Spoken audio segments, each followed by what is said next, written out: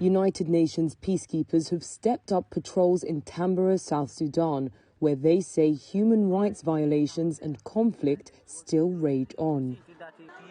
This 27-year-old father, who asked not to be named, said he was abducted just last month. He said his brothers were slaughtered and his ear was cut off. South Sudan gained independence from Sudan in 2011, but descended into fighting 2 years later when forces loyal to President Salva Kiir and to Vice President Riek Machar clashed in the capital.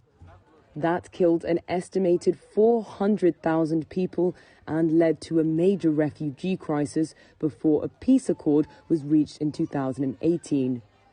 Despite the peace deal, violence is still raging in parts of the country, according to United Nations reports. They say the Greater Tambura region is among the worst affected.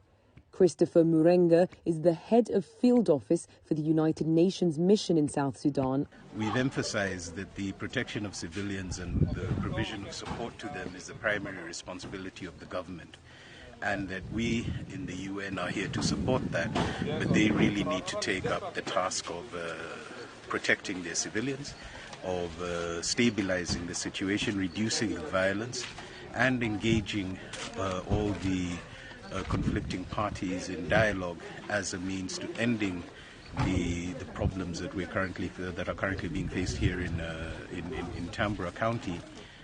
Clashes broke out earlier this month in the Upper Nile region between forces loyal to Machar and supporters of a lieutenant general who tried to replace him as head of the party.